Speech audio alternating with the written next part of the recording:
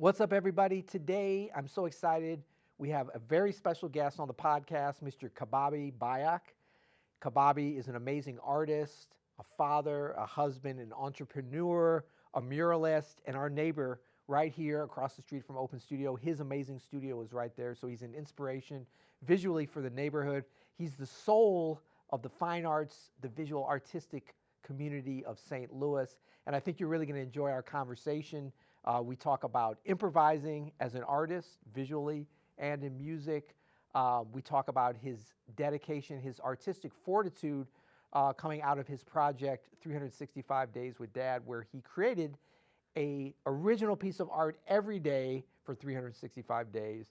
And so I think you're going to get a lot out of this, a lot of tips on how you can further advance your commitment to the artistic vision that you're looking for. So let's get right into our conversation with Cbabi Bayoc.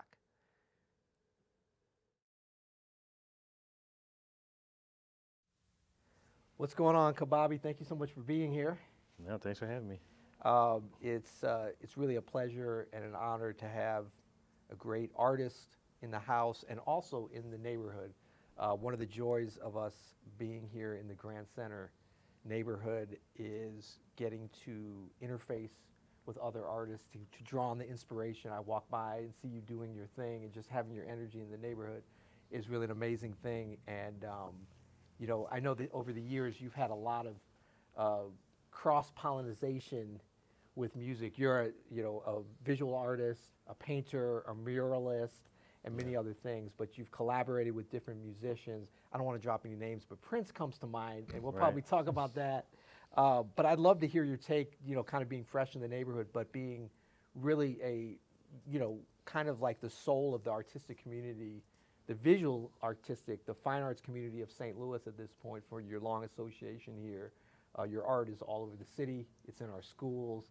It's in our neighborhood. It's in your studio. It's in people's homes around. It's on our building here. It's on our building. Yeah, exactly. We park. Right. And just like, how does that feel at this point, mid-career, as we all are?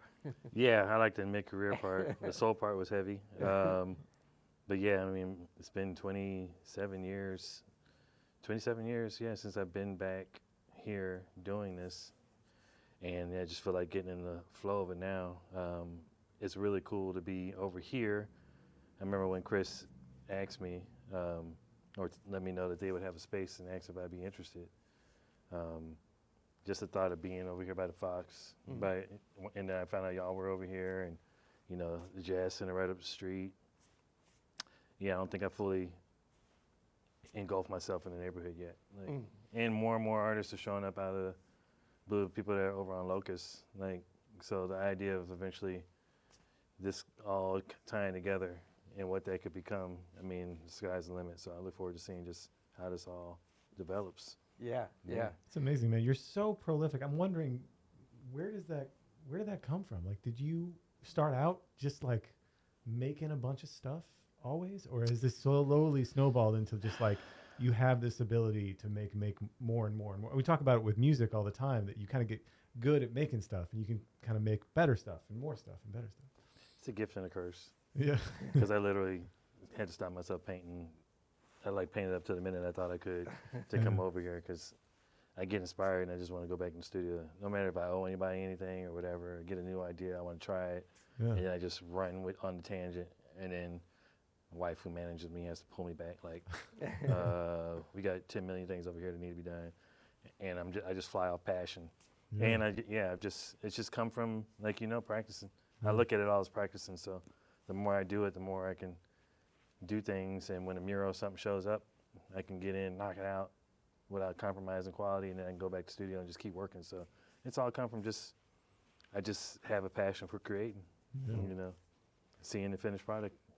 Yeah. So, one of the things that you're known for, I mean, you're a lot of things. You're an entrepreneur, you're an artist, you're a teacher, but I think a lot of folks know about you from your 365 Days with Dad project, which was like 10 years ago now? 2012, yeah. 2000, I mean, it feels like it was yesterday. I mean, it really does. Yeah. But I think you came to a lot of folks' attention, certainly in St. Louis, but beyond, with that project and your use of social media in showing it. but what I'm really interested about in that is the impetus that you had, as you said, you know, you're a creator, but how did you make the decision to say, okay, I'm going to create something every day? Like, it's one thing to feel like you have something creative in you, but to make that commitment to like, I'm going to actually produce something into the world. Like, where did that come from? Well, I wonder if we can give people a brief Yeah. backstory of what that is, if you want to tell them what that project was. And we can link to it as well. Yeah. Yeah, so 365 Days of Dad. Yeah, I literally just thought, how can I make money every day? It was that simple. Like, my art wasn't really generating income like I wanted to, so I was like, how can I use Facebook to just put something up every day and have people buy it? And how could I make that where, I mean, like it would literally happen? And of course, before coming up with 365 Days of Dad, and it would have been so much easier to do, would have music as a theme. Because then, I mean, I could have just done that forever, like just musical images. But I think if I did that, it wouldn't have set me up for the career to follow. But I literally had the thought, I didn't think all the pros and cons out. I was just like, this is a good idea. I have a size, I have a price. Let's just jump in. And yeah, it was extremely hard. So much good art gets made by not weighing out the pros and Oh cons. man, I tell you what. But it was Right. the best education I ever gave myself because I had to do it. Because people pre-bought dates in advance, like almost immediately. Like within days, weeks, as it started getting attention, people wanted to prepay for days. So people would Prepay. prepay for a day, and then you would, They prepaid for a specific date. yeah. Yeah. And then what happens? Then they would send me a photo, Uh-huh. and I would just have it logged in, ready. So when I got to the day, that's the one I would work And on. that's your day. So yeah, which is great, you know. But I think 2 months in, even if I got 2 months in, I started getting a day behind, Yeah. and then a day turned into 7. Yeah. Next thing you know, I was a month, 2 months, 3 months behind, Yeah. Right. and it wound up taking I got 787 tattooed on my leg. Like that's how many days it took. Oh my And so gosh. you get, like really early on, somebody bought the last one. So I'm like, and she was really cool because I was like, I have no idea when I'm gonna get to that, you know. But I kept doing Oh, so it. she bought like 365. Yeah, she was like, I want number I want that. 365. That's smart. Right. That's a smart So collector. I mean, yeah. So it was just like, and she didn't give me a photo. It was just whatever I wanted to do. But you said that like set you up for what your career has become. I'm wondering if just like, because we talk about this, if you want to get good at something, just do it every day, right? Just like Literally. commit Seriously. to doing it every Right. day. I mean, this is how this podcast got Right. started. We're about to hit number 1,000 in almost 4 years that we've been doing this. Yeah. And it's because Peter walked into the studio one day and he's like, "We're starting a daily podcast. We're gonna do a podcast every day. We're gonna get good at it, and we're just gonna keep going at it." And that's what has happened. You know, That Literally. might have been a little bit of the back of my head from 365 days. I think From it was because that was inspiration, always. yeah. I mean, there was other like, but you know, a lot of folks will be like, "Well, I'm going to do something for 30 days," or you know, like people will say, "I'm going to do something for the whole week," but they only do Monday through Friday. Right. You know what I mean? It's like only Yeah. I'm like, you're going to do business days. Art doesn't work on business days, you know. But I also think too, super smart, and this can really apply to our musicians. It's mostly musicians who are listening to this and watching this. But like, you know, the idea of, okay, I mean, every musician understands I gotta make money with this somehow.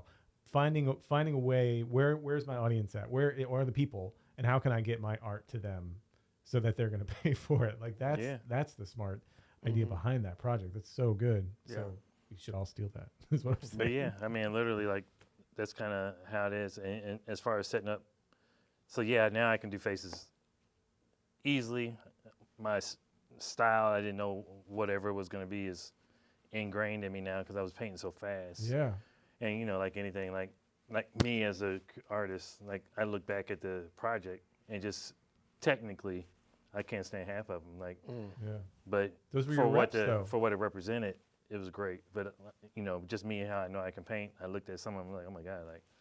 But just doing it every day, like, yeah, it just brought so much to me, like, and it just set me up. People looked at me differently, Yeah. Yeah. and so now people are calling me for different things. And now you're, you know, activist. Now you're thinking about serious projects. Can you come speak? And it led to 10 years later, murals and Goodnight Racism book. Like these things, people are literally saying, we want you to do what we saw in 365 Days a Day. Like 10 years later, like, and it's just like, Yeah. and now in my mind, I've creatively moved on Mm-hmm. Yeah. because now I'm trying to do more abstract and this, that, and the other. But folks are like, nope, Right. reel you back. You, And so there's give me this dad challenge of, picture. yeah, so there's this challenge of what I want to do creatively versus, you know, back to what I got to do to make some ends, make money, take care of family. Yeah. And you said, you look back on some of those and you can't really look at them. But that's the part of the growth process for a lot of people. How do you write a good song? You write 100 terrible songs, and that's how Right. you write a good song. Then Yeah, 100 so I more. wrote is- about 300 of them. Yeah, exactly. No, You that gotta was do- some quality. I was following every day, and I was like, I remember I kind of told Kelly, I was like, I mean, I'm a dad, I'm not the great, but you could. And she's like, I already talked to Cbabi. He's really behind, and he's got a bunch of people, but he said maybe if he has time. Yeah. So I didn't, although later on, full disclosure, I have an amazing. One of the most things I cherish most in my home is a painting that you did of my family. I'm not gonna say I cherish it more than the actual family, but it's like right there, and especially since the kids are gone Nice. now. I mean, the impact that's had, when you have the intersection of family and fine art, it's a very rare thing that people have that kind of a privilege. And so Yeah. every day when I see that in my living room, it's like, it's a blessing for sure. So thank you for that. Absolutely. Yeah.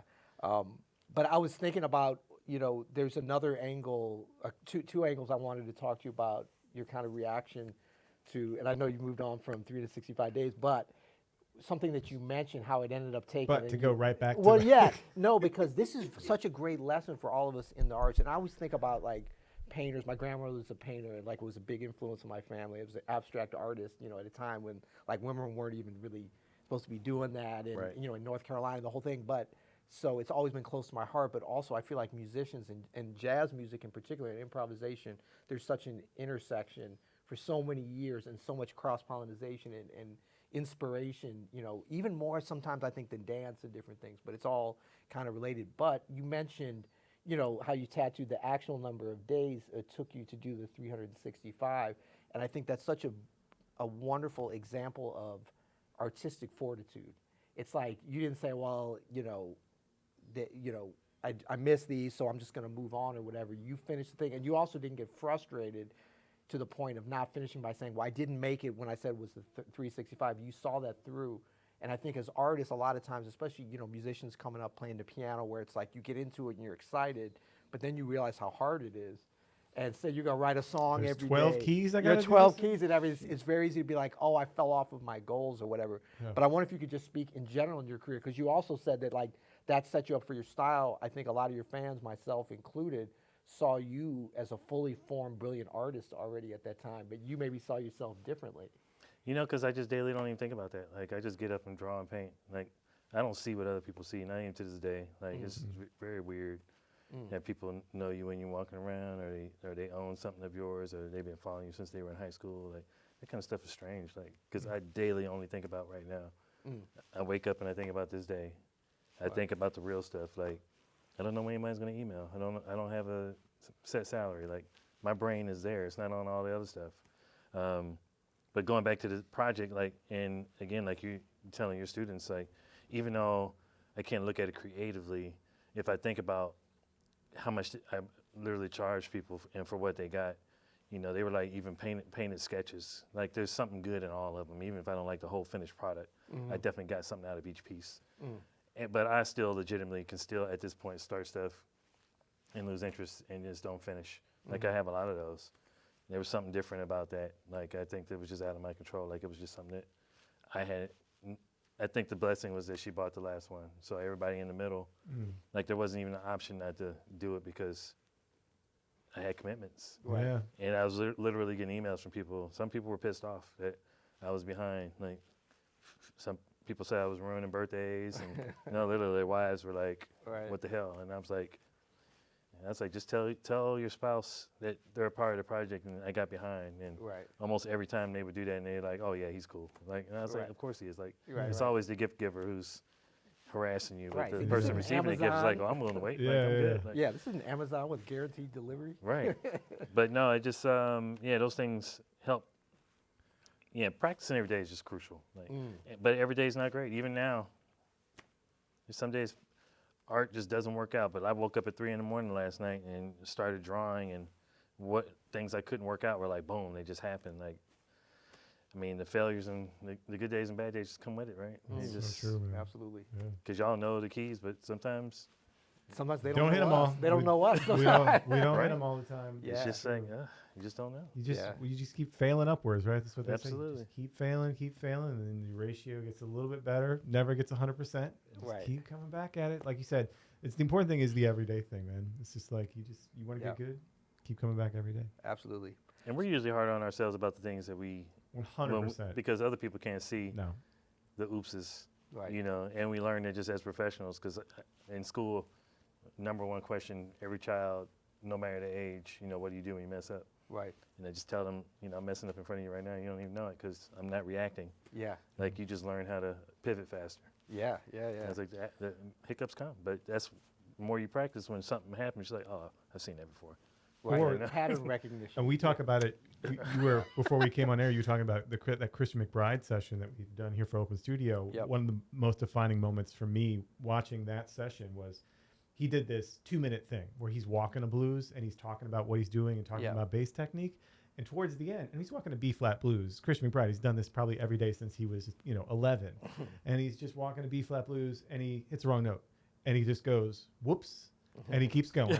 And so Right. at the session, I was like, oh, we're gonna probably do that one again, right? And I remember you were like, are you good? And he's like, I'm cool, man. Let's keep going. Yeah. And he was like, that little whoops stays with me to this day of like, this is the best bass player in the world playing the easiest thing that he could play. He made a little thing. He said, whoops. He smiled. He moved on. I think the thing is like, you want the artist to, like, if you feel safe with their art, if they're projecting that hey, everything's gonna be fine. Yeah. Because we watch y'all on stage. We don't know why y'all are smiling at each other. Yeah. Y'all could be smiling because, like, I saw what you just did. Yeah. Exactly. Sometimes they That was do. oops. Yeah. To Right. us, it's like they're having a great time up there. Like we don't even catch it. Yeah. Yeah. Yeah. But keeping it moving goes a long way towards audiences of all art, And I think that's Absolutely. part of our job, Yep. Okay, so there was a couple things sort of related to music. Well, first of all, let's get the Prince thing. So Rainbow Children, you did the album cover art for Prince's album. And I always thought, it's a brilliant cover. We'll have a link to it below. And a lot of folks have seen it and didn't realize it was you or what the connection was.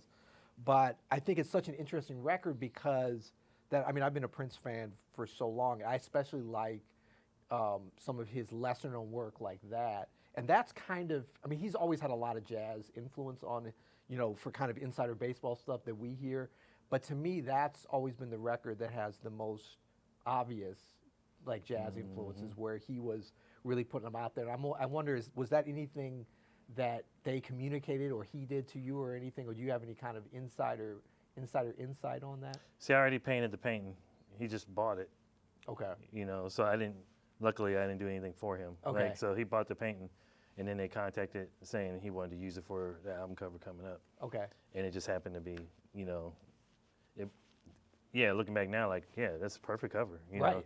So he But- must have seen that, or somebody that he had, right? Art Yeah, director or something. I want to say every piece that he bought, because he had 8 pieces, and I think almost every single one of them had a music theme to them. Besides, he had a caricature of himself, but I never really thought about it. But yeah, they were all music-related pieces. But that one just worked out best. But no, never. No, I didn't talk to him till later on in just one brief conversation. But before that, it was just a matter of just purchasing and then wanting to use it, bought rights. That's the gist of our relationship. Wow. And did your work stay with his family, or do you know? Yeah, what happened? the original is still on, like, when people tour the Paisley Park. Like, Okay. it's the last room.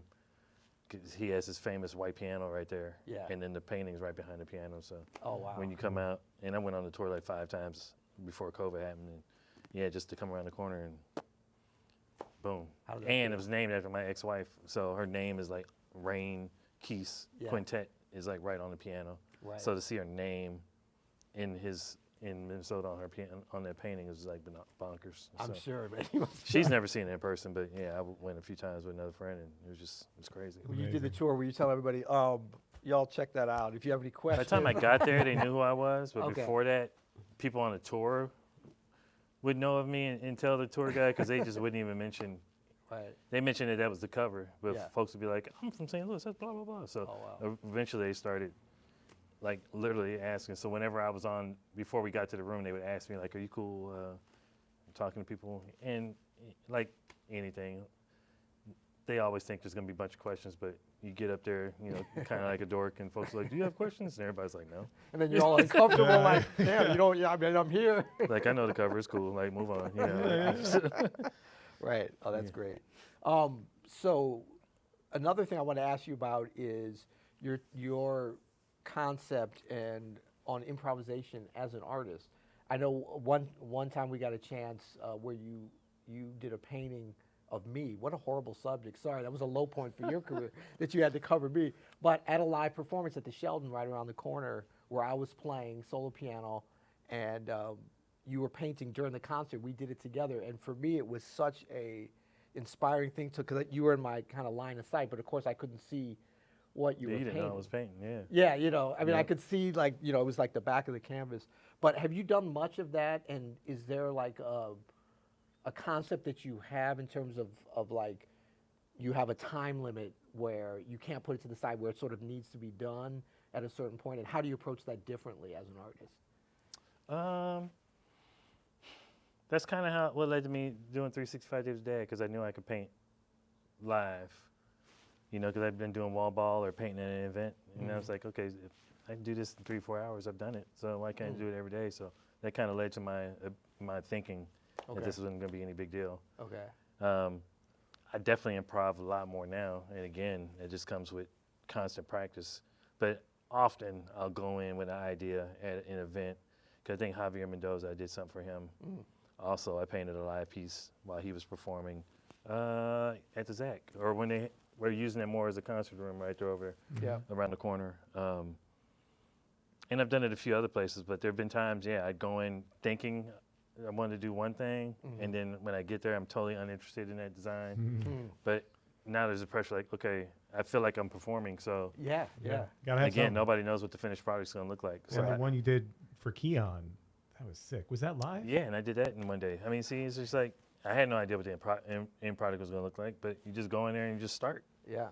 Again, that muscle memory, like, I know colors that work together, I know the shade, dark to light, like, from working fast, I just know what to do. I mean, like having worked so much like in your studio by yourself, how did you like having an audience kind of for you? Are you aware of that?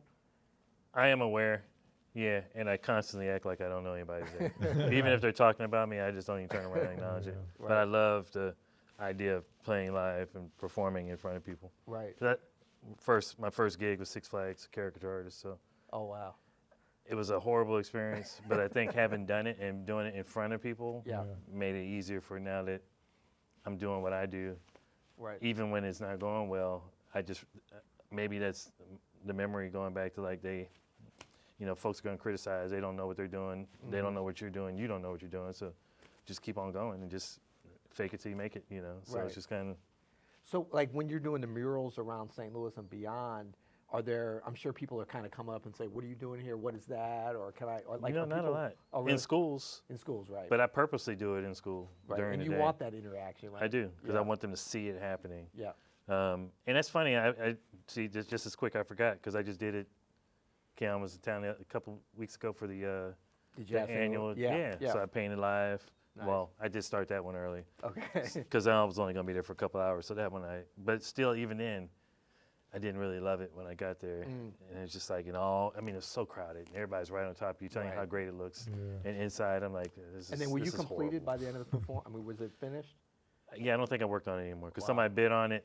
I think they got a great deal, so I was like, I'm not touching it. Right. But I liked the finished product. I Right. legitimately liked it, but What about when you were doing so much great work of yours around the city? I mean, like you really, that what I was saying, you're like the soul of the city artistically because your imprint, your vision, like your visuals from your mind are around the city when we move around it. It's a really deep thing physically, to be around you even when you're not there. But the Greyhound bus station, that is like, I think one of my favorites, just because of the scale of it, the location. I always thought that was a cool building, and I have some memories as a child too going there. And Me too. First of all, I was shocked that it was still there. Yep. I was like, I can't believe that. well, it ain't the same. Yeah, yeah. there's some different stuff happening on the inside. But Oh yeah, I'm sure. I'm sure. But well, that's what I was wondering. Like when you were doing that, was it? I mean, I guess it was safe because you survived being around there. But were people kind of hovering around and stuff? so it's funny, because I'll be at High Noon Thursday, and I'm going to show that, because I worked on those in my studio in Jefferson. Mm-hmm. And the panels, there are 4 of them per each of those paintings, and they're like 4 by 8 foot. And I had to work on them sideways. So, so I literally had the image sideways, and I was spray painted that way. Hoping that when they went up in the window, they were gonna look right. So I did everything off-site. Okay. And then we installed it in 2 days. Okay. Me and another cat, we just got up on the scaffold and me and Ben, he used to have a gallery on Cherokee, but yeah, he was geeked about helping me go over there and install it, so we did that. But that still was performing, because it was still, we're putting these things up, and there's an audience, and it's like, people what is were this going watching here? it. What's it gonna look like? Like, because we changed that landscape. Like, you know, it's still really rough over there, but at least the windows are up, and nobody's messed with them, but it was really cool to work on. But luckily, that was not on site at all. Yeah, yeah. But I mean, I think it's even more, dramatic and sort of persuasive when you're in an area where there is some decay, or just there's not a lot of humanity around, or at least that you can see when there's art springing forth. It's even, I mean, like here, this neighborhood's great because things are, there's things happening all around, and it's expected. Like, that's our responsibility. That's what we're here. But going into these different areas, it's like if you hear music in some bleak spot coming out, it's like, wow, there's humans here, there's humanity, and it's a really inspiring thing. So I'd love to go down Broadway. Like, that area would be like a gold mine. Oh yeah. To me, that's like what Wynwood in Miami is like. No, nobody wants to be down on Broadway. Like, it's super sketch. It's super sketch down there. Yeah, but some of the biggest walls we got in the city, and the buildings aren't doing that. And like, that would be. I don't know. There's definitely some dope areas around the city. Yeah. I hope to be able to touch one day. Well, thank you for what you've done to bring them to life, and just for everything you're doing for this neighborhood, for the whole city, and proud to have you as a friend and a neighbor and an artistic partner in all the things that we're doing. So absolutely. And thanks for the conversation. Yeah, man. This is Cbabi Bayoc. We have links to everything that you're doing. Where's the best place for people to find you online? I know you have a great Instagram, and I've been hearing about your TikTok, but I'm not really on TikTok. Yeah, I gotta get back on it. I haven't danced in a while. So. Well, I was like, because somebody told me, they're like, have you seen Cbabi on TikTok? I was like, man, I know Cbabi. They're like, no, you need to see his TikTok. I was like, again, I'm by myself, man. But I thought, I was like, wait, is he putting some art or showing something that he's not? They're like, no, he's dancing on there. So you can check him out there. When the knees are acting right. So, all right. Well, thank you, Cbabi. Thank you, man. Great Appreciate to see you it. always. Likewise, man. Right. All right. That's good. That's how we do it.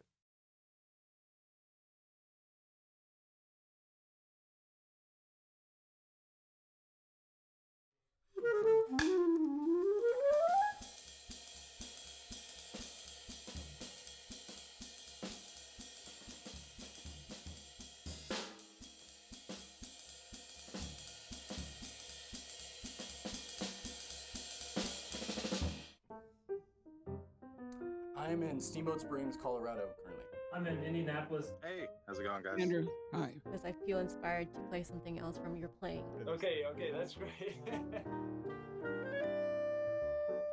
I think using the metronome is a great tool, but it's not the only tool. All of the answers are really in the music. What does it mean to live in a groove, be in a groove?